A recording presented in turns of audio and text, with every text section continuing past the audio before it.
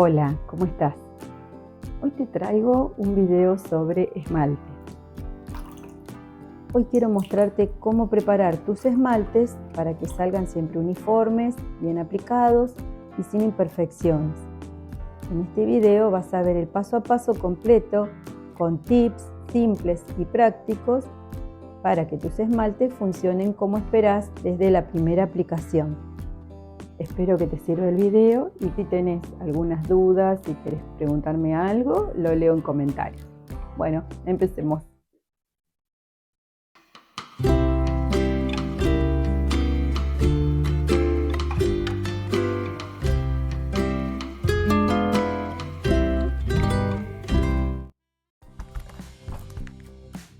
Les quiero mostrar cómo preparo un esmalte formulado.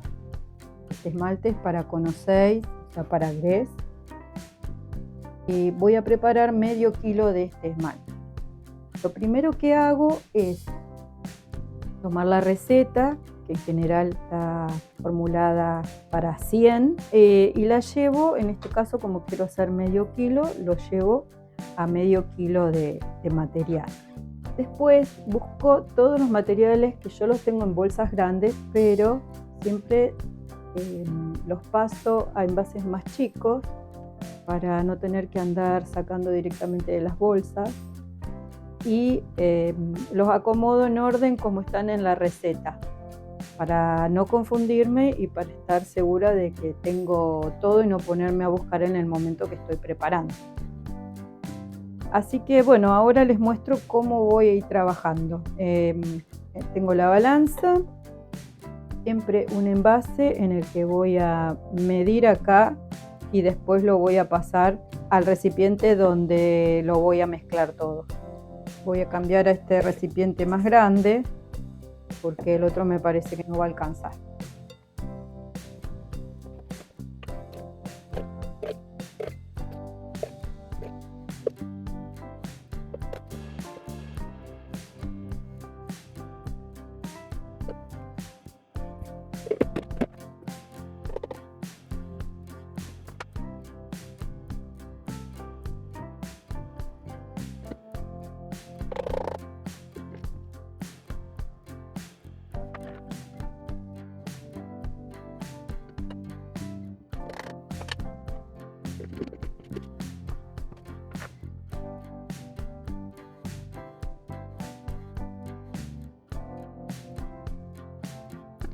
Acá terminé con lo básico de la receta y ahora van estas adiciones que son para darle opacidad y color.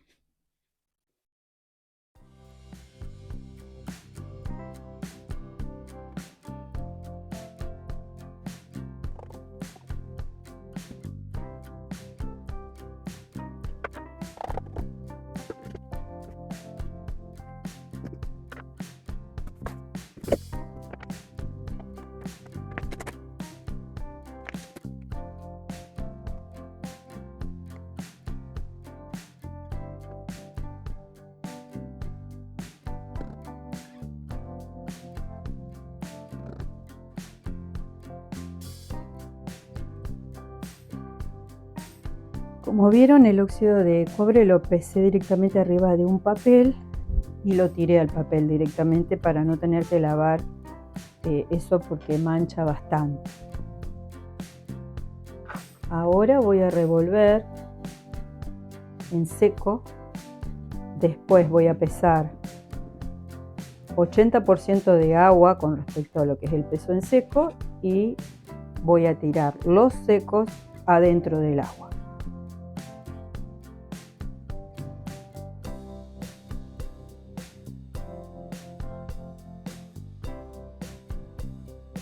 Revuelvo tratando de que no se levante mucho polvillo.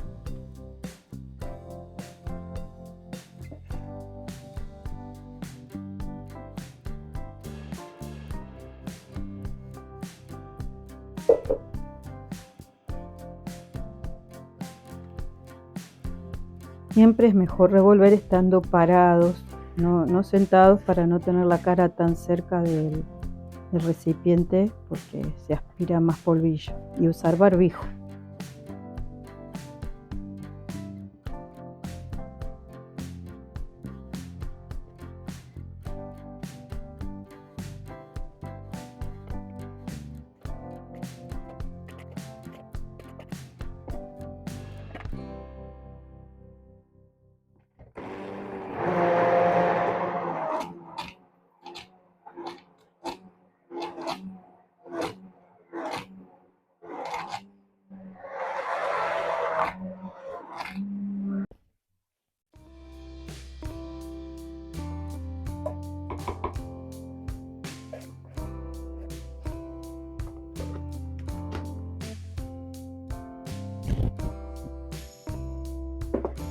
Acá quedan entonces los dos esmaltes que preparé hoy.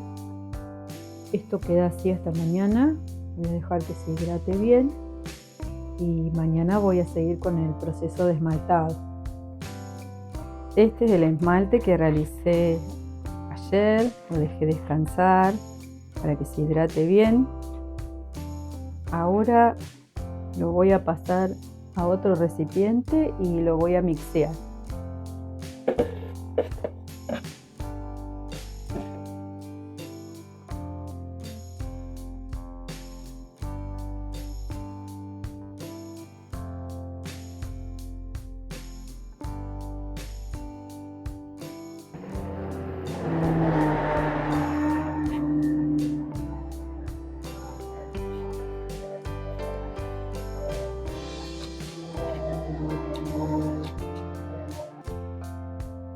Ahora voy a pasar el esmalte por un tamiz para sacarle cualquier tipo de impureza o grano más grueso que tenga. Es un tamiz de malla 80.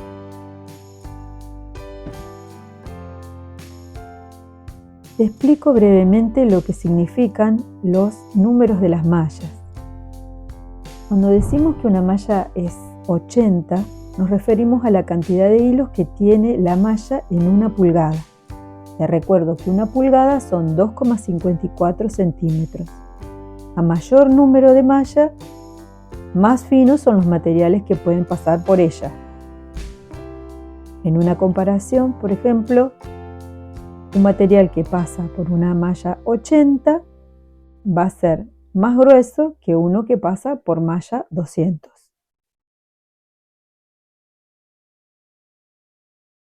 El símbolo de malla es el símbolo numeral.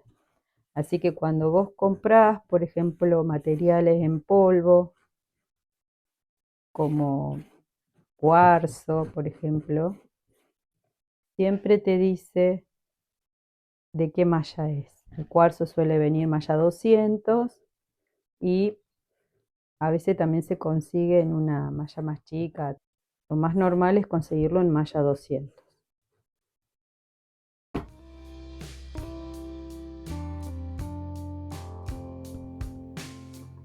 En el paso anterior se vio que una muy pequeñita parte del material no pasó por el tamiz. En el caso de que esa cantidad fuera mayor, lo que yo hubiera hecho es tomar ese material que no pasa por el tamiz y morterearlo un rato y después intentar pasarlo otra vez. Eso es para que no se modifique la fórmula del esmalte, porque puede ser que no esté pasando gran cantidad, por ejemplo, del cuarzo, y entonces el esmalte va a salir diferente. En este caso, como era muy poco lo que no pasó, prácticamente nada, entonces lo descarté. Pero si fuera más cantidad, lo que tienen que hacer es pasarlo por el mortero y volver a intentar pasar por el tamiz para que se incorpore al esmalte ese material que no está queriendo pasar. Ahora lo que voy a hacer es medir la densidad del esmalte antes de esmaltar las piezas. Acá estoy utilizando un densímetro o pignómetro que sirve para medir la densidad del esmalte. Pero no te preocupes si no lo tenés, que dentro de un momento te muestro cómo podés medir la densidad sin este instrumento.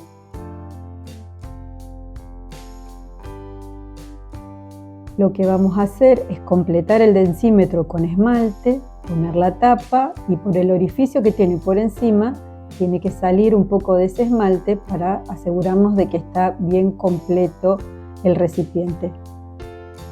Después se seca bien el envase para que ninguna gota que esté alrededor modifique la medición que vamos a realizar y después lo pesamos. Tenemos que recordar de hacer la tara correspondiente en la balanza antes de pesar, para no incluir el peso del densímetro dentro de la medición.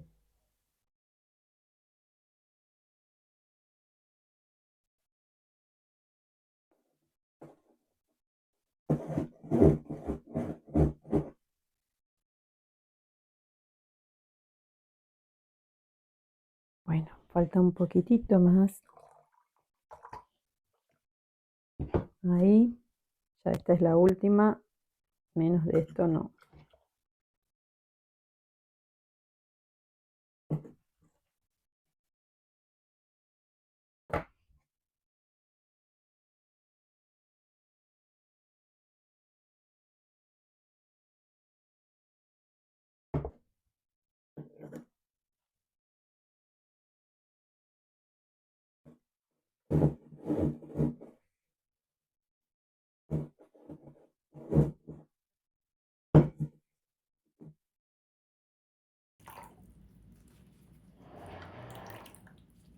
En el caso de que no tengas un densímetro, podés medir la densidad del esmalte utilizando un envase de plástico o de vidrio transparente. Tiene que tener capacidad para unos 150 gramos. Cuando más estrecho y alto sea el recipiente, más exacta va a ser la medición que tomes. También vienen pipetas graduadas que te pueden servir. Para medir la densidad del esmalte, primero tenés que poner el envase vacío y tarar la balanza. A continuación, agregás agua en el envase hasta pesar 100 gramos. Haces una marca con una fibra indeleble en el borde superior hasta donde llega el agua.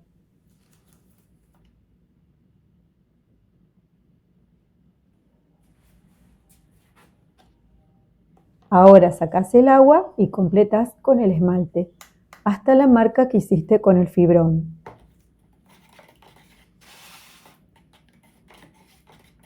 El valor que obtengas en esta medición lo tenés que dividir por 100 y esa es la densidad que tiene en ese momento tu esmalte.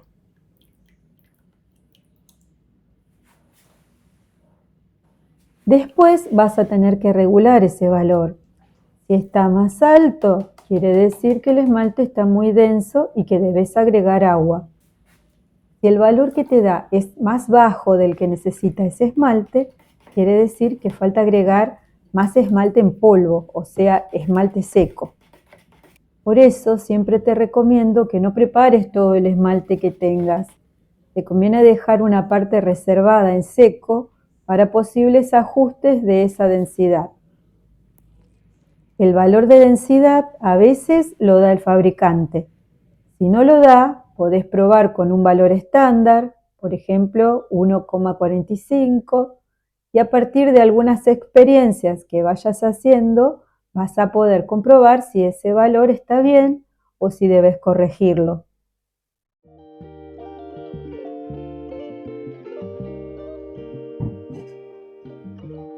Antes de esmaltar, recuerden limpiar bien las piezas para quitarles el polvillo con una esponja bien escurrida.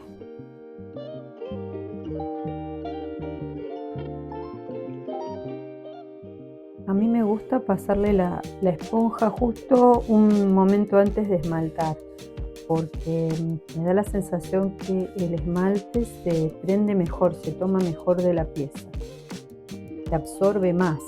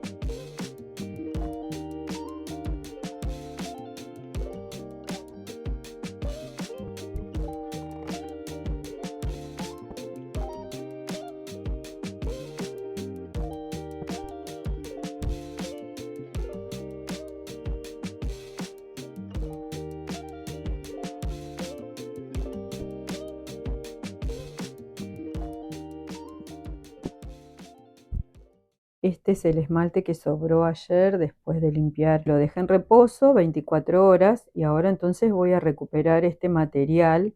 Para eso utilizo así una esponja. La voy apoyando apenas en la superficie y arriba, si miran, lo que sale es todo agua. El esmalte se fue depositando abajo. Y hay que tratar de no mover para no quitar el esmalte. Le voy a retirar todo el agua que pueda y después lo voy a pasar al envase donde tengo guardado este esmalte. No sé si se ve, pero apenas si apoyo la esponja sobre la superficie y sola absorbe el agua. No hace falta hundirla. Ahí ya está, más o menos. Puedo intentar una vez más. Pero ven que ahí ya se empieza a mover el fondo. Así que hasta ahí llego y ahora esto lo voy a colar y lo paso de nuevo al envase donde tengo guardado este esmalte.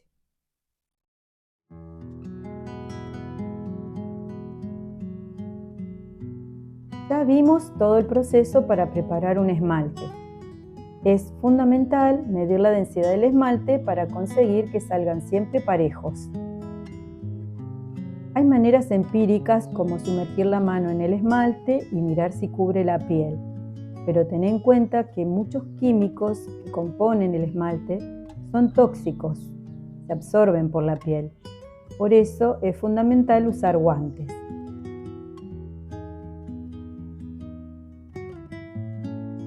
Siguiendo todos estos pasos que te estuve mostrando, seguro vas a mejorar tus esmaltados.